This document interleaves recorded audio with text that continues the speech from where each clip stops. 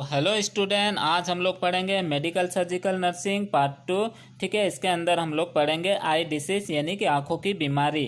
ठीक है, यहाँ पर हम लोग देखते हैं कैटारेक्ट यानी कि मोतियाबिंद। मोतियाबिंद नाम सभी ने सुना है, जो कि एक आंखों की बीमारी है। ठीक है, चलिए देखते हैं इसका डेफिनेशन।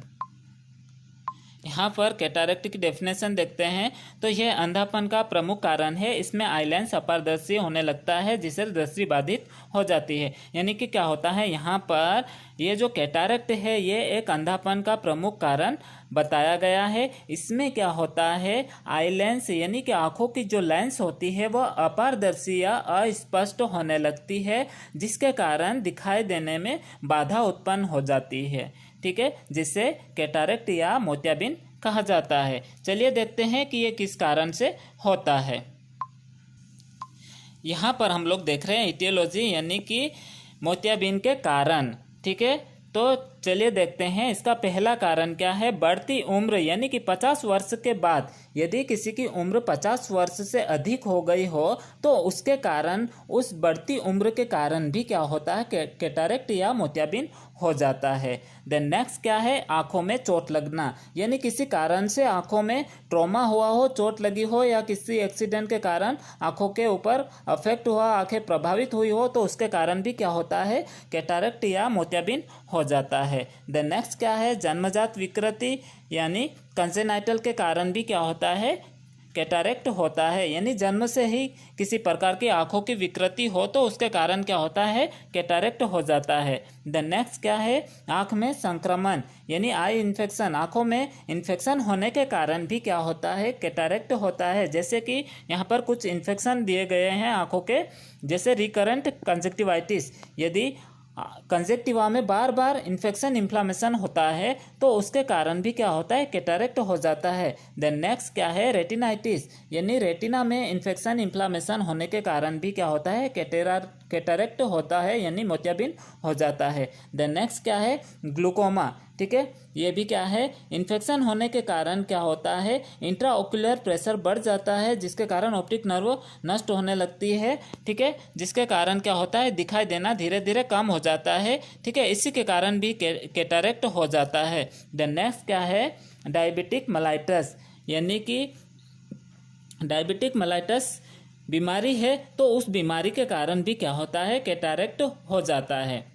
देन नेक्स्ट क्या है, एटोपिक डर्मेटाइटिस यानी कि त्वचा प्रदाह या स्किन इन्फेक्शन इन्फ्लामेशन। यदि स्किन में किसी प्रकार का संक्रमण हुआ हो तो उसके कारण भी क्या होता है, कैटारेक्ट हो जाता है। देन नेक्स्ट क्या है, आंखों का विकिरण से संपर्क यानी कि आंखों का किसी विकिरण से कांटेक्ट होता है, संपर्क होता है, तो उसके कारण भी क्या होता है, कैटारेक्ट हो जाता है। उस रेडिएशन का अफेक्ट आंखों के ऊपर होता है और कैटारेक्ट हो जाता है। देन नेक्स्ट क्या है, कुछ दवाओं का लंबे समय तक सेवन यानी कि किसी बीमारी के चलते कुछ दवाओं या मेडिसिन का लंबे समय तक यूज़ किया जा रहा हो तो उन दवाओं के साइड इफेक्ट के कारण भी क्या होता है, कैटारेक्ट या मोतियाबिंद हो जाता है। जैसे कि यहाँ पर दिया गया है प्रेडनिसोन। ठीक है, प्रेडनिसोन एक स्टेरॉइड ड्रग्स है जिसका कि लंबे समय तक यूज़ करने से ये आंखों को प्रभावित करता है,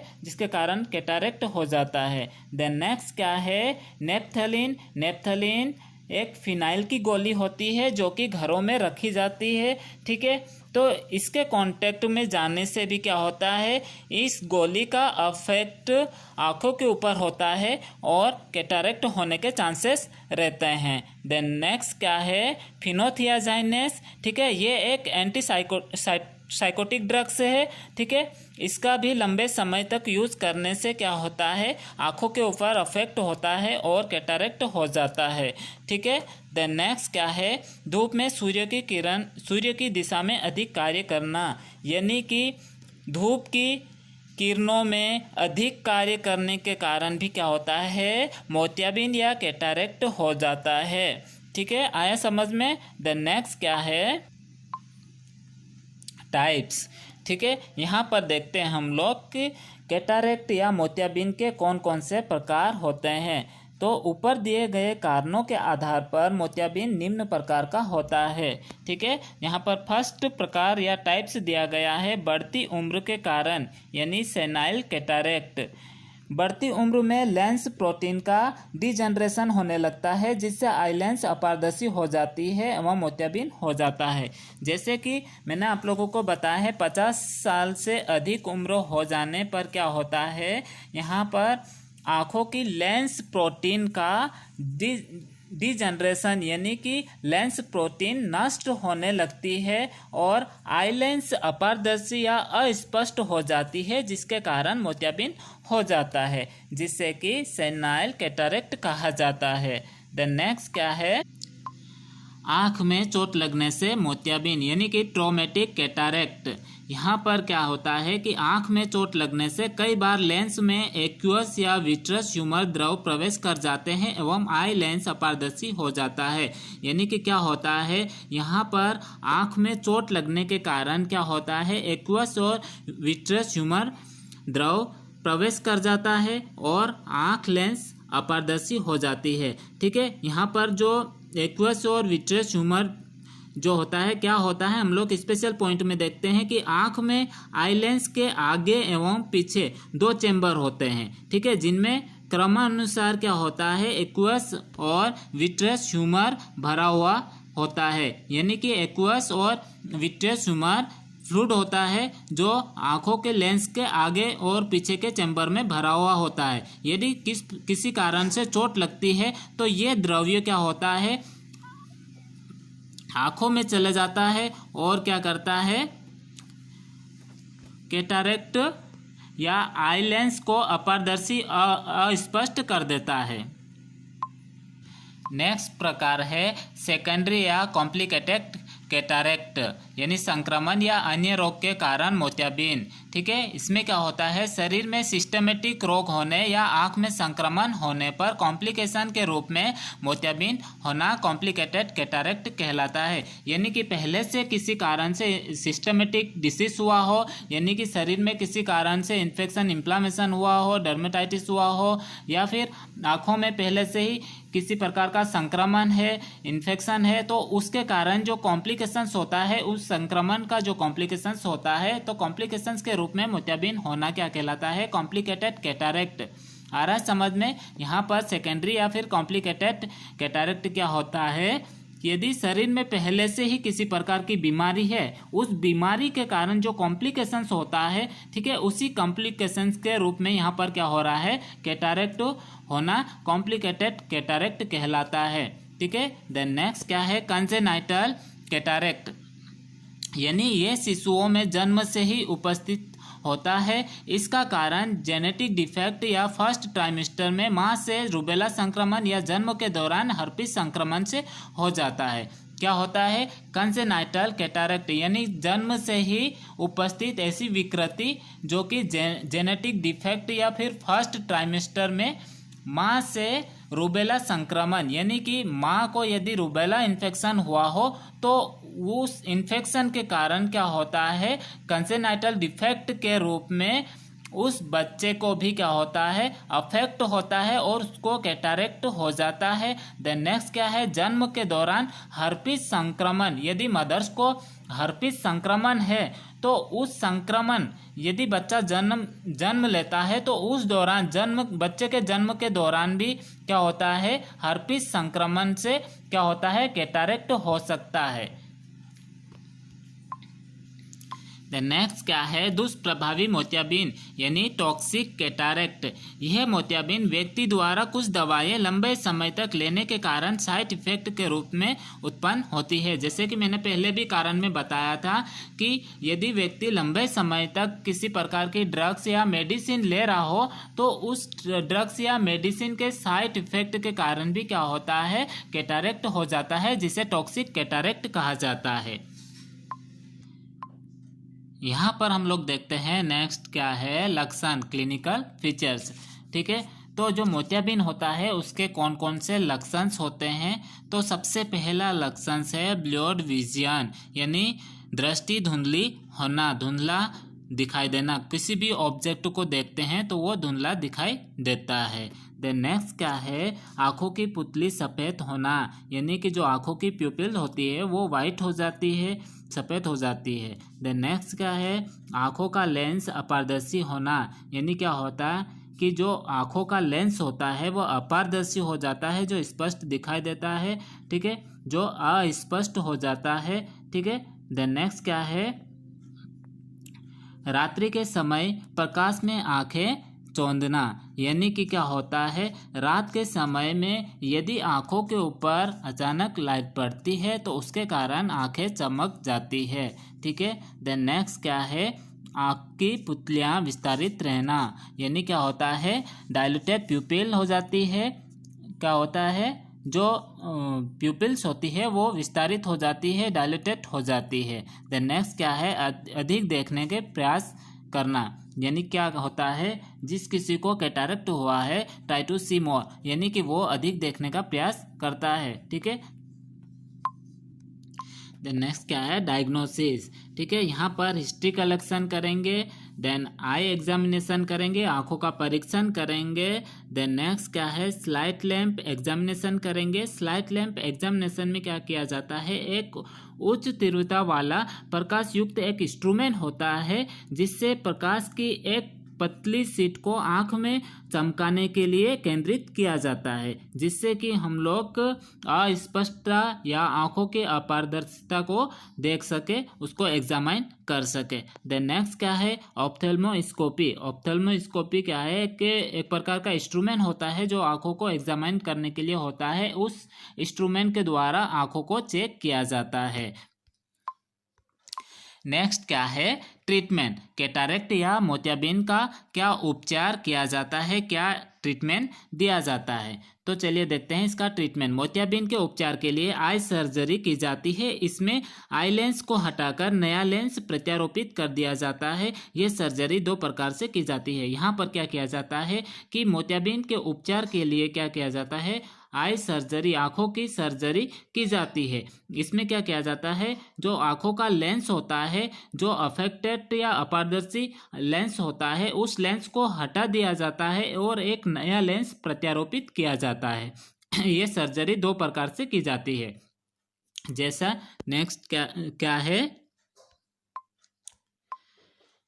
जैसे एक्स्ट्रा कैप्सुलर कैटरेक्ट एक्सट्रैक्शन, ठीक है। इसमें क्या किया जाता है, इसमें एंटीरियर लेंस कैप्सूल को रिमूव किया जाता है, इसके बाद नया लेंस प्रत्यारोपित किया जाता है। यानी कि क्या किया जाता है, इसमें जो आगे का जो लेंस होता है, लेंस कैप्सूल होता है, उस लेंस कैप्सूल को रिमूव किया जाता है और इसके बाद क्या किया जाता है, लेंस को प्रत्यारोपित या नए लेंस को इम्प्लांट किया जाता है। देन नेक्स्ट क्या है, इंट्रा कैप्सुलर कैटरेक्ट एक्सट्रैक्शन। इसमें संपूर्ण लेंस को रिमूव किया जाता है, फिर नया लेंस ट्रांसप्लांट किया जाता है। क्या किया जाता है, इसमें संपूर्ण या पूरे लेंस को हटा दिया जाता है और फिर एक नया लेंस ट्रांसप्लांट या प्रत्यारोपित किया जाता है।